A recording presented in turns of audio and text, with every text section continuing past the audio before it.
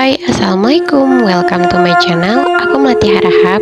Di sini aku akan membahas horor dan kejadian kriminal yang ada di seluruh dunia.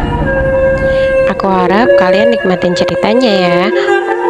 And yeah, let's do the story. Hai, assalamualaikum. Thank you buat kalian yang udah klik video ini. Dan kali ini aku bakal ngebahas hal yang terjadi dari negara Korea. And yeah, let's do the story. Oke, pertama aku kenalin dulu Yi Jung. Saat itu dia berusia 19 tahun.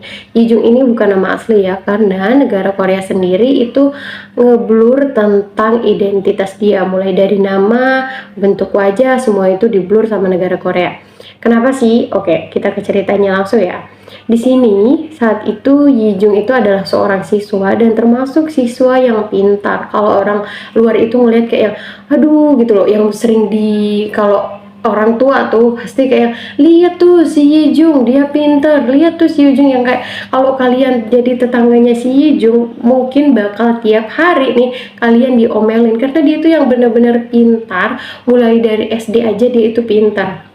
Dia itu kayak yang suka juga belajar. Pernah waktu dia kelas 3 SD dia belajar 15 jam nonstop. Itu kayak bener-bener yang kalau kita ngebayanginnya kayak 15 jam nonstop itu kayak yang pusing banget kan. Dan si Jung itu bener-bener yang belajar terus.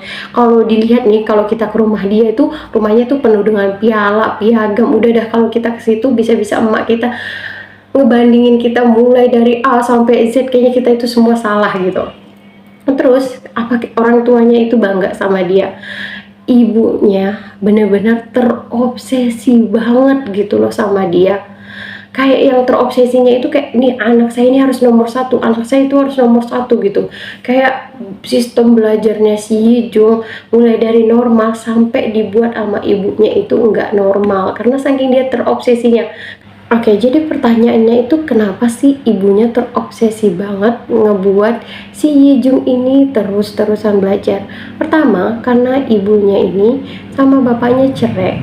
Dan di situ menurut ahli kriminologi, si ibunya ini tuh terobsesi pengen nunjukin ke keluarga suaminya kalau aku bisa loh ngebuat anak aku jadi nomor satu, karena dia ngerasa direndahin sama mantan suaminya dan keluarganya gitu. Kayak yang dia itu pendidikannya mungkin rendah, jadi di situ dia ngerasa kayak oke, aku bakal nunjukin ke keluarga mantan suami aku bisa gitu.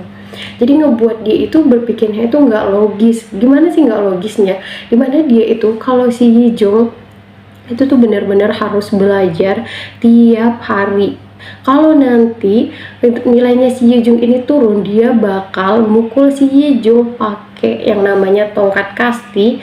Dan dia juga bisa buat si Yi Jung itu nggak makan seharian sampai benar-benar itu belajarnya selesai. Mulai dari yang kayak gitu sampai akhirnya ibunya menerapkan sistem baru di mana si Yi Jung itu harus belajar di ruang tamu, dan di situ tuh bakal dipantau sama ibunya. Kayak benar-benar lagi ujian terus ada pengawas. Dan di situ tuh jangkanya bukan yang kayak 15 menit, enggak, dalam waktu berjam-jam si Yi Jung itu bakal diperhatiin sama ibunya. Terus siapa itu kan udah selalu kayak gitu sampai akhirnya ibunya itu mulai memukul si Yi Jung ini tanpa alasan. Biasanya nih ibunya itu mukul kayak seandainya nilai dia turun, atau contohnya lagi kemarin tuh nilai bahasa Indonesianya dia tuh 90, terus ada ujian lagi nilainya itu tetap 90. Ibunya nggak mau, ibunya itu mau kalau kemarin 90 besoknya lagi harus 95, atau kalau bisa ya langsung 100 kayak gitu. Dan sebenarnya ya nilai Yi Jung itu cuma ada 2 loh yang 90, yang lainnya itu semuanya tuh 100. Bener-bener yang anak yang perfect harusnya, tapi ibunya tuh saking terobsesinya ngebuat anak dia itu kesiksa gitu. Mulai dari psikologisnya disiksa, terus siapa tuh badannya juga dipukulin pakai tongkat kasti yang itu gede banget gitu loh. Kayak untuk orang dewasa aja itu sakit banget, apalagi untuk Yi Jung yang saat itu masih berumur 19 tahun. Terus si Yi Jung ini juga pernah dipukul sama ibunya. Kayak ibunya itu manggil dia, Yijung sini kamu gitu. Itu ibunya manggil ke dapur. Terus kata ibunya, sana kamu ada belakang. Jadi ibunya itu mau si Yijung ngebelakangin ibunya. Di situ Yijung itu ngerasa kayak nah ini gue nggak aman nih gitu. Dan bener aja si ibunya ngambil tongkat kasti dan kakinya si Yijung dipukulin sampai berdarah. Besok harinya dia itu kan tetap harus sekolah nih. Itu dia jalannya pincang-pincang. Terus gurunya itu kayak ngerasa beda nih dari si Jung. Kenapa nih anak? Kok kelihatannya udah beberapa hari gitu murung mulu. Terus ditanya sama gurunya gitu kan, kamu kenapa Yijung? Ini kakinya kenapa pincang? Terus Yijung bilang, oh iya bu, soalnya di perjalanan ada yang malak saya dan saya itu disiksa katanya. Terus gurunya tuh kayak, oh ya udah kalau gitu dilaporin aja ya ke polisi.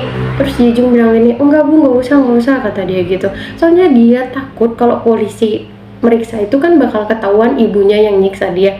Terus kayak yang gurunya ini udah berusaha tapi Yijung selalu bilang nggak usah. Akhirnya gurunya kayak oke deh kalau nih anak memang benar-benar nggak mau. Terus sampai akhirnya kejadian itu terusan ya, kayak penyiksaan, pemaksaan belajar itu terus dilakukan sama ibunya sampai akhirnya di hari kelulusan tuh pengumuman kelulusan si Yijung peringkat ke 4.000 dari 400.000 siswa di seluruh Korea. Jadi di bawah dia itu ada kira-kira 395.000 orang. Dia itu peringkat 4.000 dari 400.000. Dan dia di situ itu kayak yang sebenarnya itu bagus loh, bagus banget malah kayak yang di bawah dia itu 395.000 orang. Tapi dia takut banget sama ibunya kayak yang aduh gimana nih kalau ibu aku tahu, aku pasti disiksa nih, aku pasti disiksa sama ibu. Terus dia pulang ke rumah, ibunya nanya, Yijung, kamu peringkat berapa? Di situ dia bohong, dia bilang dia peringkat 62 dan dia ngasih kertas ke ibunya di mana kertas itu tuh udah diedit sama dia. Pokoknya sebisa dia biar terlihat kalau itu tuh asli. Dan ibunya kayak yang oh oke. Di situ Yijung itu deg-degan banget kayak yang aduh gimana nih gitu kayak solusinya. Karena kenapa dia masih khawatir, soalnya besok harinya bakal ada rapat kayak seluruh wali santri itu orang tua dari santri lagi dari seluruh siswa-siswa itu bakal ngumpul gitu di sekolah dan di situ bakal diumumin nih ini ranking berapa gitu. Si Yijung itu malam-malam gak bisa tidur mikirin kayak ya ampun aku besok diapain nih sama ibu aku gitu. Bisa dia ngerasa kayak yang kayaknya ibu aku bisa deh ngebunuh aku.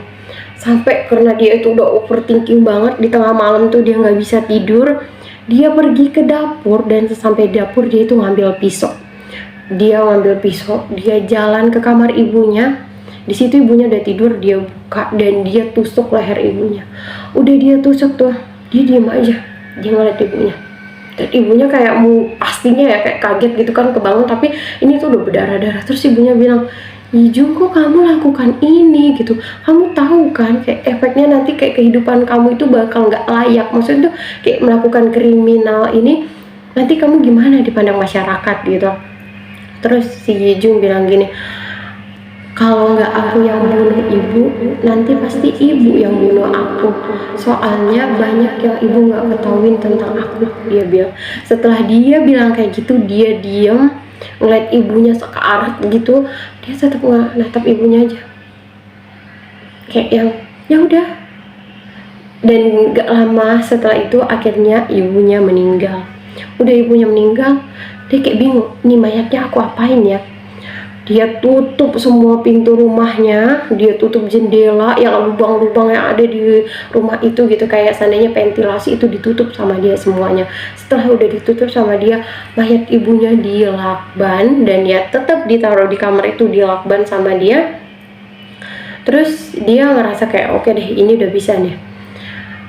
Setelah dia ngebunuh ibunya, besoknya itu kayak udah beberapa hari, dia itu bilang sama temennya, tapi bukan yang waktu lama ya, kayak dia bilang sama temennya gini, yuk main ke rumah aku yuk gitu. Dia ngerasa kayak bebas, free gitu loh. Orang-orang juga ngeliat dia tuh, nih si Yijung itu kayak beda, kayak lebih happy gitu. Terus teman-temannya yang tahu kalau ibunya Yejung ini galak ngomong kayak, nggak mau ah, ibu kamu kan galak. Terus Yejung bilang gini, udah tenang, ibu aku lagi keluar negeri. Terus temennya main gitu ke rumahnya dia. Udah temennya main itu di situ posisinya nggak tahu aroma busuknya itu kayak nggak ada atau teman-temannya nyium tapi nggak terlalu peduli gitu. Tapi mereka itu kayak biasa aja di rumah itu. Terus sampai udah lama nih, udah lama kayak beberapa sebulan masih aman, 2 bulan masih aman, 3 bulan masih aman. Dan selama mayat ibunya ini ada nih, kalau si Jung itu dia tuh masih suka dendam gitu sama ibunya. Dia tuh ngebunuh ibunya tuh kayak nggak bisa menyelesaikan amarah dia masih sering marah sama ibunya. Dan kalau dia marah dia bakal ngambil pisau nih, terus dia lemparin ke kamar ibunya, dia lemparin gitu loh kayak orang yang main panah-panahan ibarat kata tuh. Terus itu sampai pintu ibunya itu sampai rusak gitu. Dia tuh bener-bener yang dendam banget sama ibunya. Terus sampai 8 bulan akhirnya bapak dia itu nelpon ya. Bapak dia nelpon bilang, Yijung, bapak mau datang. Setelah berkali-kali mau datang, si Yijung selalu bilang, enggak usah deh, lagi sibuk karena nombongnya banyak banget alasan gimana biar bapaknya nggak datang. Sampai akhirnya udah deh, bapaknya datang aja nih sendiri ke rumah. Udah datang, terus pas mau masuk itu si Yijung halang-halangin kayak nggak boleh. Bapaknya ngerasa heran, kenapa nih anak saya gitu, kayaknya nggak boleh masuk. Dia agak-agak curiga gimana gitu kan. Akhirnya udah dia pergi pulang, tapi dia telepon polisi.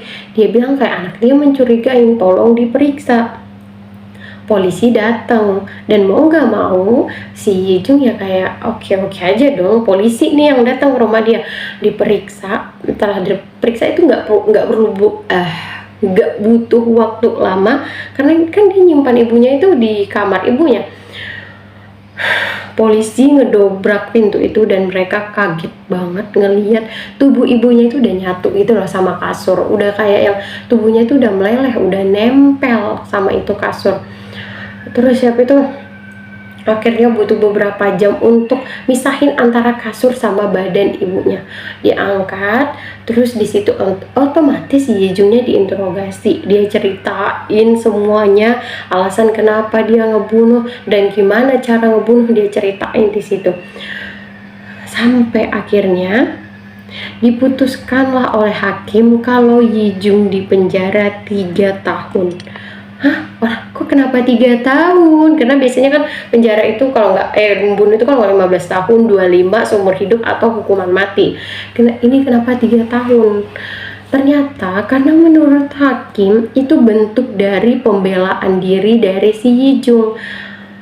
Kayak itu dia bentuk dari melindungi diri dia dari ancaman. Kalau soalnya ibunya ini termasuk ancaman.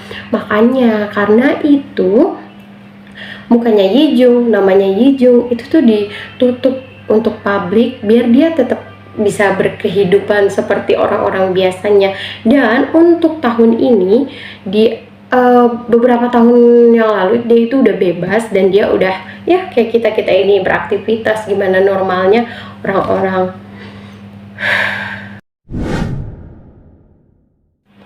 Thank you buat kalian yang udah dengerin cerita ini sampai akhir, dan please komen gimana menurut kalian, apakah benar gitu loh sikap dari pemerintah atau hakim itu untuk nutupin identitasnya Yijung setelah dia ngebunuh ibunya. Dan gimana menurut kalian kayak Yijung itu seharusnya apa sih yang dia lakuin gitu, dan ibunya itu harus apa sih yang dia lakuin gitu, tanpa harus menyiksa anaknya dengan siksaan yang benar-benar parah gitu loh. Sampai di umur 19 tahun dia memberanikan diri untuk ngebunuh ibunya sendiri. And thank you buat kalian yang udah dengerin cerita ini. See you di cerita selanjutnya. Bye bye.